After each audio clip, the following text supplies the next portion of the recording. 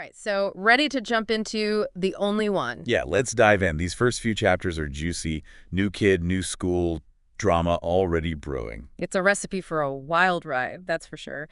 And our guy, Sheng Wang, he seems like he's kind of used to this whole new kid thing. Right, like it's almost routine for him at this point. But even he seems a little thrown by this new school. Well, yeah, when your dad's asking if you look proper before you even set foot inside. It makes you wonder what kind of pressure cooker environment he's walked into. Speaking of pressure, that first encounter with Director Xu, Big Mouth, Sheng Wang calls him. I mean, talk about intense. Wiping the photo on the honor wall, it's like a scene straight out of a movie. And that nickname Sheng Wang gives him, Big Mouth, I laughed out loud. Me too. It's perfect. But it also tells you something about Sheng Wang, doesn't it? He's observant, a little bit cheeky. He's definitely not afraid to make a snap judgment, even if it's just internally. And then, bam, he gets Jiang Tian as his desk mate. The sleeping beauty. The top student who wants absolutely nothing to do with him. You gotta wonder what Director Xu was thinking with that pairing. Here's the aloof genius and the new kid. Perfect match. Right, like oil and water and that first interaction. Who are you and why are you sitting here? So much for a warm welcome. But, it's interesting because we're seeing this entirely from Sheng Wang's point of view. True. He's the outsider already on edge with the transfer and everything. Exactly. So, is Jiang Tian always this cold? Or is there something else going on? Something that might explain his behavior. We have to keep that in mind. Ooh, good point.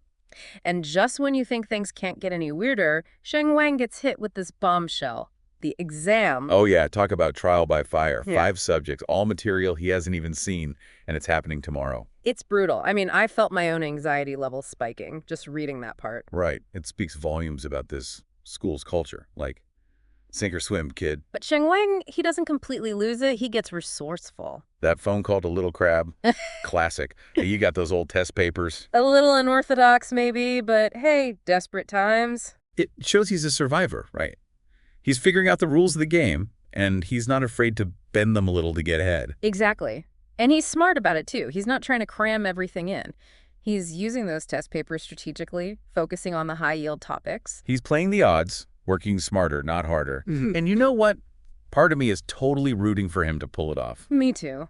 But let's be real. This is just the beginning. Things are about to get a whole lot more complicated for Sheng Wang. Oh yeah, things are about to get interesting. Because it's not just the school, right? It's this whole other layer of family drama that gets thrown in. And it hits Sheng Wang right in the feels. Especially with Jiang Ao's arrival. Talk about a curveball. The moment he sees her, he's like, wait a minute. You can practically see the wheels turning in his head. That resemblance to his own mother. It's like a punch to the gut. Totally. It reminds you that under that whole too cool for school act, Sheng Wang is still grieving. Absolutely. And as if that wasn't enough, then he overhears his dad's phone call. About Jiang Tian and Jiang Ao moving in. Yeah, talk about awkward timing. Right. Sheng Mingyang's so busy talking about sharing the kitchen that he totally misses the emotional impact this is having on his son. Classic Sheng Mingyang. Practical to a fault. But you get a feel for Sheng Wang in that moment. He's just trying to process everything. And what does he do? He buries himself in his studies? Which is kind of ironic considering the exam is like ridiculously hard. 5 subjects. No multiple choice on the math portion. I mean, come on. Talk about pressure. The author really knows how to ratchet up the tension. Right. You can practically feel the weight of expectation bearing down on Sheng Wang. And then, just when you think things can't get any worse, he realizes he's holding Jiang Tian's exam paper. I know. Can you imagine? Talk about a disaster waiting to happen. It's perfect, though, isn't it? It's like their destinies are intertwined, even if it's through a misplaced exam. Totally. And the best part, Jiang Tian's reaction? You could try filling in all C's. Deadpan delivery. It's hilarious. It's like this tiny spark of connection between them, you know? They're both in this crazy situation together. And for a moment, the pressure lets up, and they can just be in on the joke. Exactly. It makes you wonder, where do they go from here? Where do they go from here? Yeah. Yeah, that's the million-dollar question. Right. Because this little exam mix-up, it's almost like a metaphor for their whole situation. 2 people thrown together by circumstance, each dealing with their own stuff. And yet, they find themselves connected in this totally unexpected way. And you have to wonder, how will that connection play out, especially with the pressure cooker environment of this school? That's the thing about pressure, right? It can either make you crumble or it can forge you into something stronger. And in Sheng Wang's case, it seems like he's determined to come out on top. Oh, absolutely. Remember what he said to Little Crab? It's about survival at this point. That really stuck with me. Yeah, those words are heavy. But they also show a different side of Sheng Wei. Totally. Yeah. He's not just the class clown, the new kid trying to make a splash.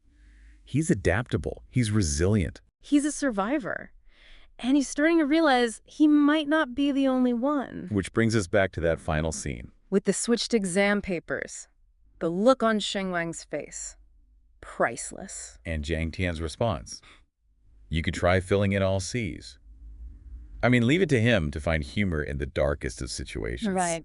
It's that dry, understated humor that gets me every time. But there's also this underlying current of, dare I say it, empathy. Totally. Like for a brief moment they see each other. Not as rivals, not as the star student and the new kid. But as two people facing down the same impossible odds. And it leaves you with this glimmer of hope, doesn't it? Like maybe, just maybe, they'll find a way to support each other through this. Or maybe they'll drive each other crazy. Who knows? That's the beauty of it all. Exactly. We get to keep reading and find out.